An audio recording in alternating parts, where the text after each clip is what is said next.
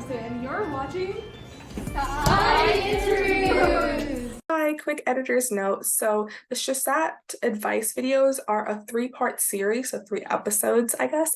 The first video came out last year. The second video will be coming out September 1st, and it'll highlight specifically students who just got into Stuyvesant, so the class of 2027, because the advice is fresh into their heads, and an additional conversation with the prep center, a short conversation. The third episode will come around the end of September, September 20th, predicted, and it's a long conversation with another prep center with a lot of great advice. Hi, thank you so much for joining me today. Can you please introduce yourself, kind of like your name, your occupation, and your relationship to the SHSAT? Hi, everybody. My name is Olga Pinkasov. My occupation, I'm currently a fourth-year medical student. I'm graduating this cycle. And my relationship to the SHSAT is twofold. One is I studied and I took the SHSAT myself, and I graduated from a specialized high school a number of years ago. And then the second part of that is that I have been I've been learning and preparing to tutor for this exam for like 5+ years now, working with Francis Queller and independently. Sounds awesome. Thank you so much. I'm very glad you're here with us today. So I'm just going to dive right into the questions. Starting off, like from your experience tutoring, what are some of the most common topics that show up on the exam, especially nowadays? Sure. So I think it's important to mention that the exam format was switched in 2017. So the exam that students are studying for now is kind of new and refined. And the new exam has two main portions. It has an ELA section, which stands for English Language Arts, and it has a mathematics section.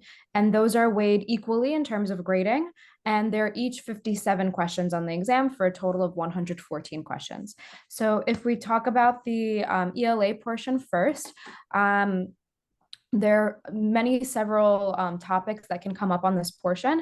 The main thing that's tested is reading comprehension. So students will be presented with passages, and then they have to answer answer questions related to ideas like the main idea, detail questions, inferences, and author's purpose. There are also questions that focus on grammar and punctuation, sentence structure, and paragraph coherence, and those will test students' revision and editing skills. And then finally, this is kind of a remnant, and this is why I mentioned that the test was switched. So back in the day before 2017, there was kind of a standard logical reasoning section that has since been removed. But in my experience, I still find that they sprinkle in some logical reasoning in there anyways, where questions will make students evaluate logical relationships, structures of arguments, and those are mostly like the inference-based questions. So there's that sprinkle of the history of the test where there used to be a logical reasoning section, still sort of appearing sprinkled throughout the questions.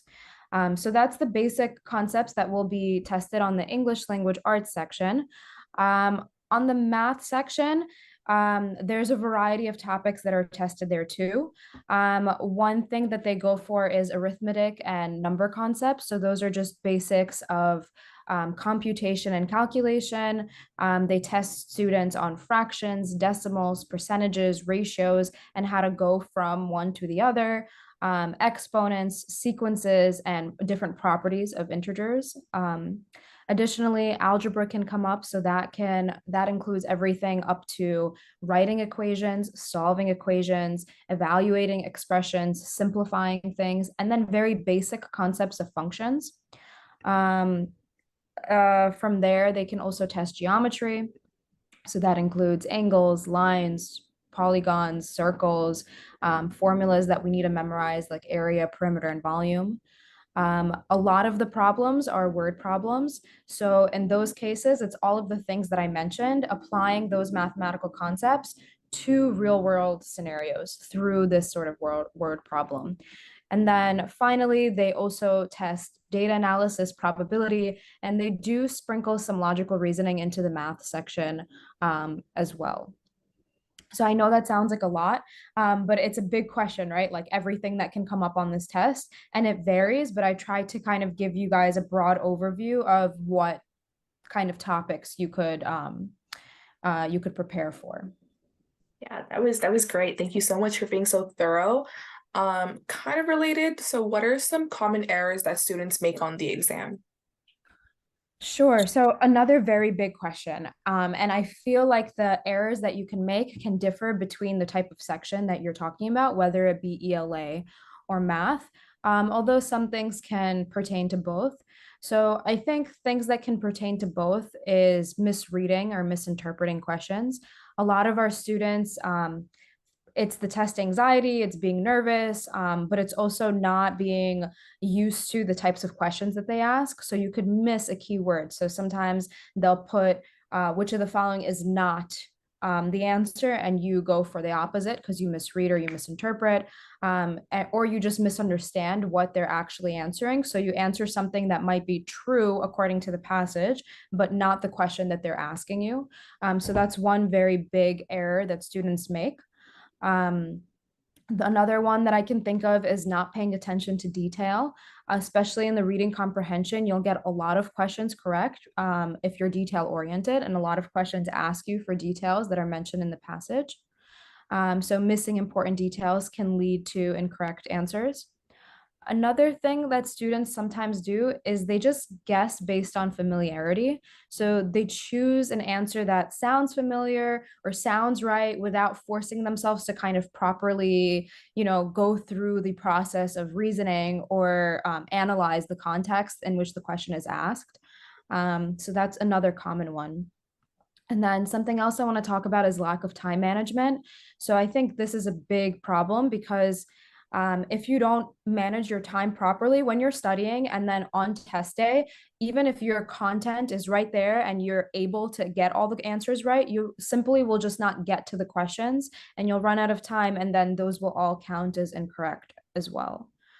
Um, Another thing, this is more specific to ELA, is ignoring context clues. So for a lot of questions, you're not going to know 100% the answer. But to be a good test taker, you have to learn how to inference and use your skills to kind of get to the most likely right answer, even if you're not 100% sure. So those things involve having strong vocabulary, understanding context. And if you don't have that, that can unfortunately lead to incorrect answers as well.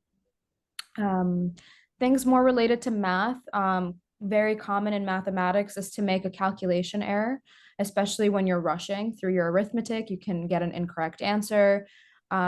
Similarly to ELA, you can misinterpret the question, especially in the word problems, because they can be quite lengthy and develop a scenario for you. And by the time you get to the question, you could misunderstand the context of what they're asking.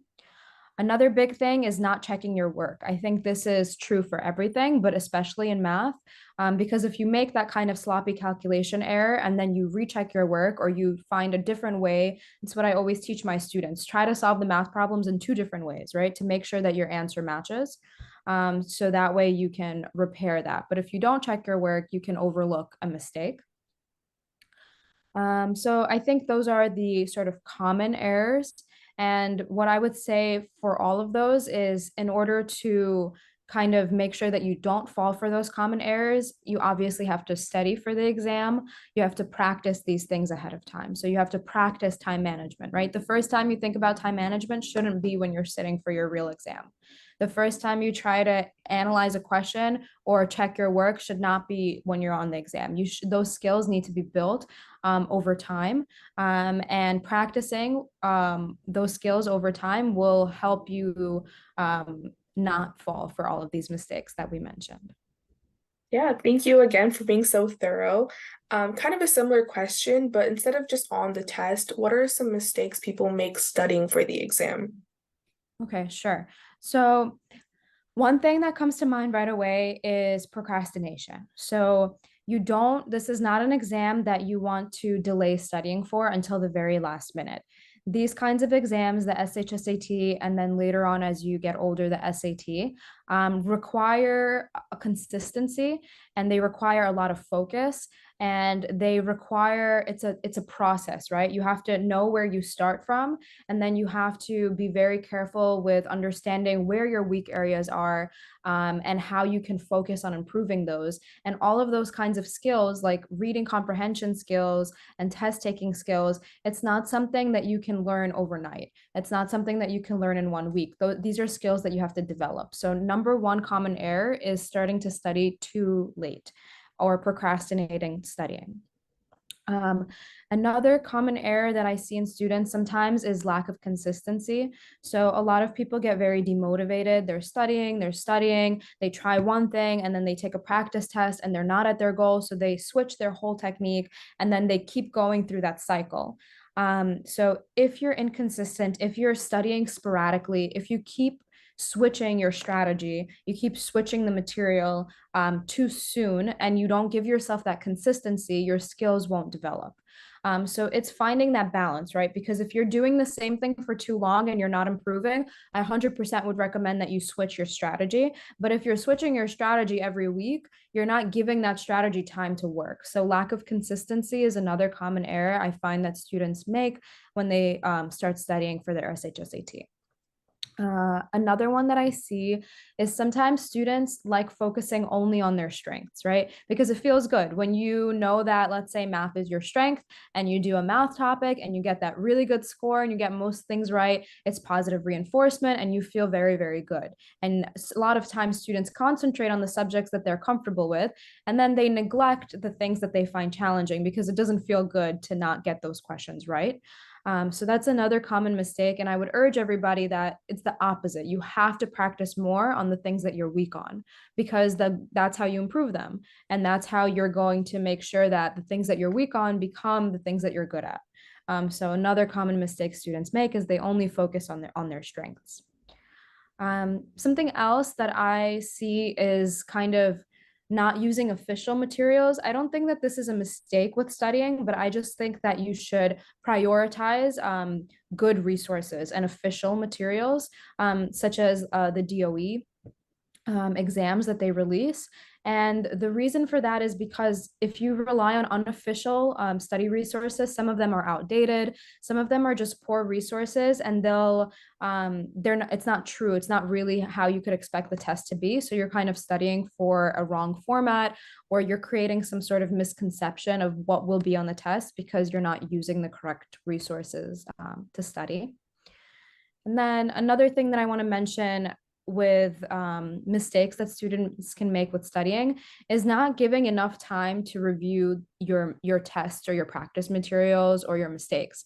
So a lot of students know that they have to study by doing questions, and a lot of students know that they need to take practice exams. But I always tell students that however long it took you to take the test, you should spend at least that long reviewing, at least, if not double that long.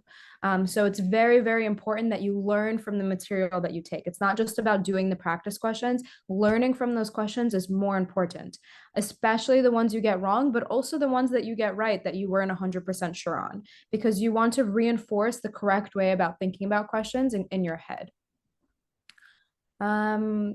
That's kind of a lot of them. Another just small one that I want to mention is simulating test conditions. So not simulating test conditions is another big error students make when studying. For example, if you're taking a practice test on the bus and it's very loud, or in the train, that's not what the real test is like. If you're giving yourself 3 times the amount of time, that's not what the real test is like. So you're going to alter your score, and you might be feeling falsely better or falsely worse, depending on how it goes. And you're not preparing yourself for the actual way the test will be given. And then one last thing that I'll say is another big part of not studying correctly is not seeking help, but also overloading yourself. So you want to ask for help if you're stuck, whether it's a teacher in school or a tutor outside or your peers that are also studying for this test. But you also don't want to give yourself excessive, like overloaded studying, no breaks, no rest, because that can lead to burnout and then you'll be less efficient. So it's constantly finding that balance when you're studying about how much to study, when to pivot your strategy, who to share with and who to ask for help with, and which resources to use, and how to not burn yourself out. Yeah, awesome. Wow, I really wish someone told me all of that when I was studying for the exam. So I know a lot of people have a lot to improve on, but there are also a lot of people who have like five or less questions to kind of get to the score they're aiming for. So what would you say to those people who are really close to their goal, but they can't get there? If you're really close to your goal, then you're on the right track. Does that make sense? Like you've already come so far. So you're quite close to achieving that target score. So what I would say in that case is analyze your weaknesses. So review your previous test scores and identify those specific areas. Try to find the patterns. Like, where are you losing those points? Is it math? Is it reading? And be more specific than that, right? So if you notice that it's math, what kind of math questions? Is it algebra? Is it geometry? And then be even more specific than that. What kind of questions in algebra? What kind of questions in geometry? Because maybe it's just a matter of reviewing some formulas, or maybe it's a matter of reviewing some sort of like special triangle rules. Maybe that one topic is going to be what, sets you over your edge and allows you to reach your goal. And after you analyze those weaknesses, the next step is focused review. So concentrate your efforts where you're struggling the most. Allocate your time appropriately to the subjects that you need the most help with, while still maintaining, your baseline in the other sections. And then I would say just practice regularly, right? You're so close. Consistent practice is key. So don't let yourself get demotivated because you're so close. So analyze your weaknesses, focus review, and keep practicing regularly, and you'll reach your goal, is what I would say. Awesome. Thank you so much. So I know the test is coming up, I think in October. So with the time that is left, how much would you recommend that students study and kind of what should they be doing in their remaining time? This is more of a difficult question because I usually try to give my advice like very personalized to a student, and where they're at in their score, how much they've studied in the past. So I'll try to just speak generally, but I will give a disclaimer that I think how much you study in your day to day should be very much a personalized, like there's no one size fits all in terms of studying. But the test is in October, so that gives us about a month and a half, 6 to 8 weeks probably, because it's usually like in the mid to late October. Mhm. I think last year was even in November. So we have approximately 2 months. So in those 2 months, I would say kind of similar to what I was saying in the last question. One is just analyze your weaknesses and reflect.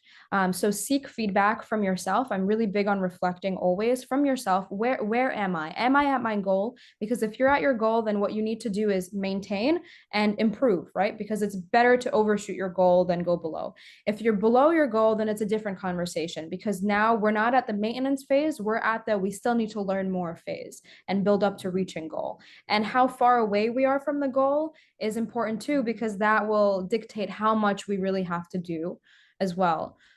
So I would say the number one thing that all students should do at this point is reflect on where they're at.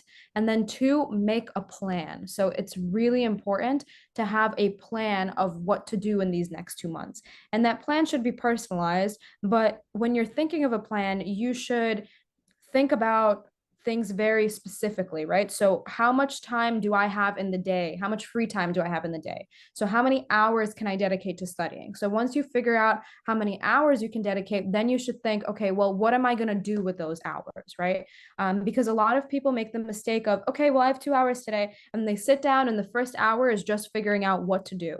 And that's not a good use of that hour, right? You should make a plan first. And that way, when you come home from school and you're tired, or you come home from your extracurricular activities, you know exactly what you need to do in those 2 hours that you have free. And you also plan for free time as well. So you know that I'm going to study really hard for these 2 hours, and then I'm going to have that hour to myself of me time to relax. So my advice for everybody would be to reflect on where they're at and then make a plan for the 2 months going forward.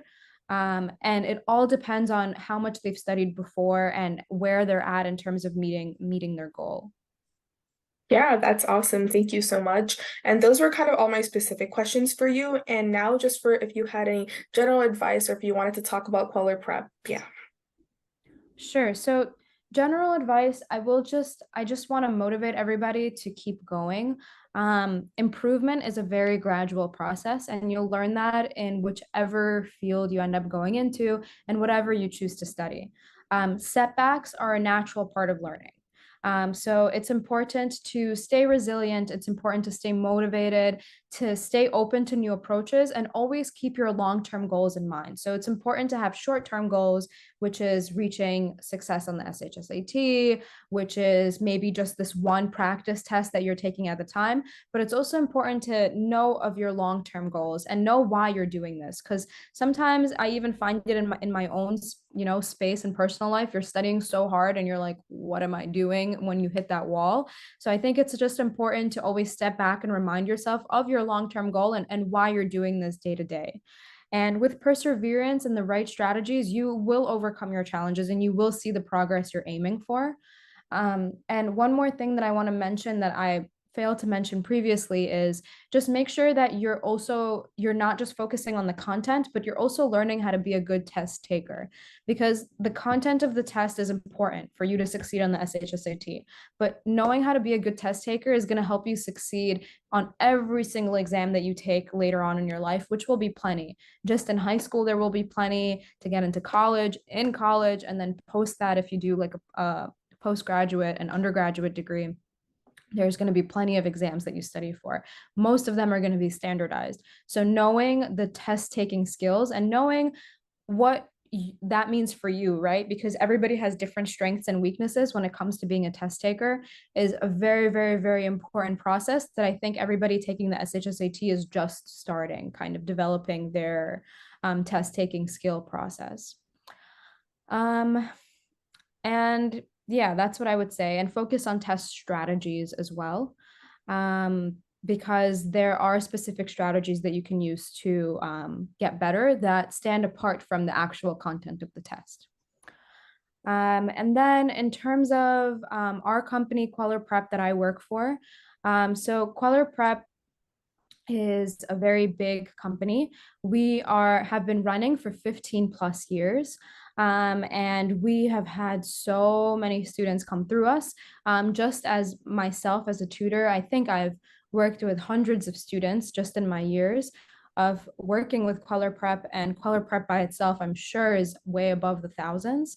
And the reason that I personally would plug Queller Prep and why I've recommended my own family members and my sister went through Queller Prep is because first of all, they hire people that have been through it personally, which I think formulates a very different sort of strategy. When I was studying for the SHSAT, I didn't have that. I think what happens is we become sort of mentors for the students too. So it's not just about this is the content that you need to succeed. It's about I've personally been through this exam and I felt those setbacks, right? And I felt demotivated at times and I felt sometimes anxious about the test. And I've personally been through that. And now I've come out on the other side and I've graduated for a specialized high school and I'm very happy with that choice. And I think it put me in the right trajectory of success in life. So I think what I really love about Queller Prep is that role of mentorship. And a lot of the students that go through Queller Prep, they come back to be tutors and they come back to give back and then be mentors for those new students and new generations, new waves of students that come in, which is why I think Queller Prep is really like a great, not even like company, it's like a family, right? Because the people that we produce, they come back because it's just that environment of giving back. The other great things is class sizes are small, which I think is very, very important to success. It's much harder to be comfortable and ask questions if you're in a class size of like 50 people or 30 people. We limit our classes to 10 students. And our classes are offered through Zoom and in person. So we've kind of throughout the pandemic a few years ago, kind of, updated our sources to be our classes to be online also, which I think is very convenient for a lot of people. It can save time in terms of commuting. And we focus on holistic learning, which I also think is very important. So we try to, make sure that you are multidimensional and you are learning in a holistic fashion and in a way that's personalized. So I can say from my own experience that I will analyze a student's test like question by question. I will go through the question and I'll go through the topic. And even if they got it right, I will meet with my students one-on-one and I'll say, were you 100% sure, right? Which two answers were you in between? And we formulate very specific feedback. We try to look for patterns, and that way the student knows, I know what to teach them in the next class. I know where they're weak, and I know also how to redirect them to their own personal studying. And we develop these relationships, even when the classes are over. I develop friendships and relationships with parents and students, and all those reasons are why I genuinely like very much love Queller Prep. Even in times when I don't get to tutor a lot because I'm in school myself, I've maintained this relationship with our founder Francis, and with the employees and with the students and with the families that we help teach. So that's my little spiel on Queller Yeah. Prep.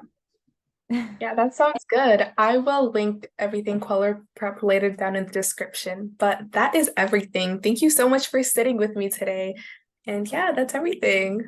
Of course. Good luck, everybody. I hope that we see you at Queller Prep. I hope that I personally get to teach you guys, and I wish you all the success on this exam and moving forward in high school and in life. Thanks for watching. Bye.